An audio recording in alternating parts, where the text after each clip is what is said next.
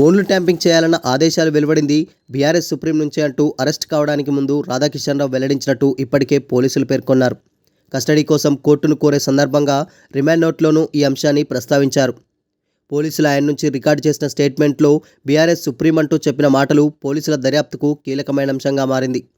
Supreme నుంచి వచ్చిన ఆదేశాల మేరకు సెలెక్టెడ్ పర్సన్స్ ఫోన్లను ట్యాంపింగ్ చేసి వారి సంభాషణలు రికార్డు చేసిన అనంతరం వాటిని తిరిగి సుప్రీంకే పంపించారన్నది పోలీసుల బలమైన అనుమానం.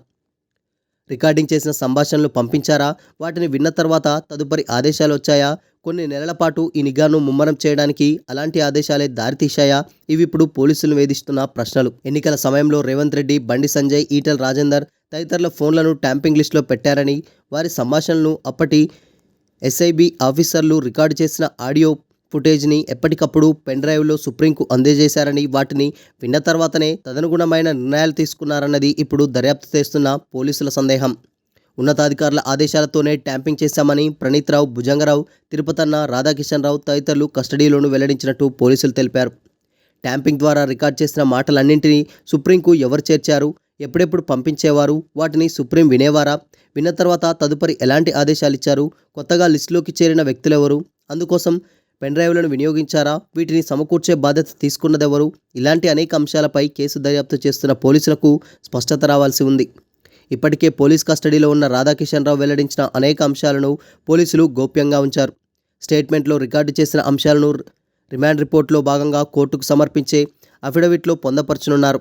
ఈ సమయానికి కీలక అంశాలు బయటకు వచ్చే అవకాశం ఉన్నది. దీనికి తోడు వేణుగోపాలరావు, శివప్రసాద్ లాంటి ఆఫీసర్లను ఇప్పటికే పోలీసులు ప్రశ్నించారు. వీరిద్దరూ దాదాపుగా అప్రూవర్లుగా మారిపోయారనే వార్తలు పోలీసుల వర్గాల నుంచి వినిపిస్తున్నాయి. దీంతో వారిని అరెస్ట్ చేయడం, కస్టడీలోకి తీసుకోవాల్సిన అవసరం లేకుండా పోయింది. ట్యాంపింగ్ వ్యవహారం మొత్తానికి ఇంటెలిజెన్స్ ప్రభాకర్ రావు కీలకమని భావిస్తున్నందున ఆయనను అదుపులోకి తీసుకొని ప్రశ్నించడం ద్వారానే అదనపు సమాచారం లభించే అవకాశం ఉందని పోలీసులు భావిస్తున్నారు.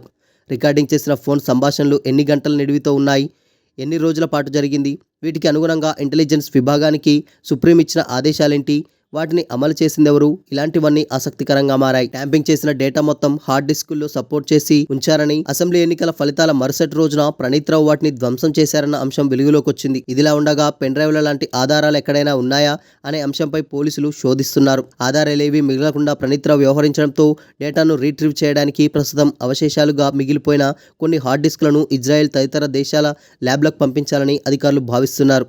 కేవలం కంప్యూటర్ హార్డ్ డిస్క్లో మాత్రమే కాక ప్రత్యేకంగా క్లౌడ్లో స్టోర్ చేసే మెకానిజంను అమలు చేశారా అనే కోణం నుంచి దర్యాప్తు జరుగుతున్నది. ప్రభాకర్ రావును ప్రశ్నించడానికి ముందు వీలైనంత ఎక్కువగా సమాచారాన్ని బరాబట్టడంపై పోలీసులు దృష్టి పెట్టారు. పోలీసు కస్టడీలో రాధాకిషన్ రావు చాలా కీలక అంశాలు వెల్లడించినట్టు సమాచారం. ఇవి తదుపరి దర్యాప్తునకు ఏ విధంగా దోహదపడతాయి, భుజంగరావు, తిరుపతన్నలు వెల్లడించిన అంశాలతో పోలిస్తే అదనంగా ఏమేం సమాచారం దొరికింది, వీటి ఆధారంగా మరికొందరిని ప్రశ్నించే అవకాశాలున్నాయా అనే సందేహాలకు 2-3 రోజుల్లో స్పష్టత రానున్నది. ట్యాంపింగ్ వ్యవహారమే చట్టవిరుద్ధంగా జరిగిందన్న ఆరోపణలు వినిపిస్తున్న తరుణంలో సుప్రీంకు రెగ్యులర్గా ఫుటేజ్ని పంపించడం, వాటిని ఆయన విన్నట్టు ధృవీకరించే ఆధారాలు లభ్యమైతే దర్యాప్తునకు అవి కీలకంగా మారుతుందని పోలీసుల వాదన. నిందితులు వందలాది పెన్ డ్రైవ్లు వాడి ఉంటారని, అందులో కొన్ని దొరికిన ఇన్వెస్టిగేషన్ స్పీడప్ అవుతుందని పోలీసులు భావిస్తున్నారు.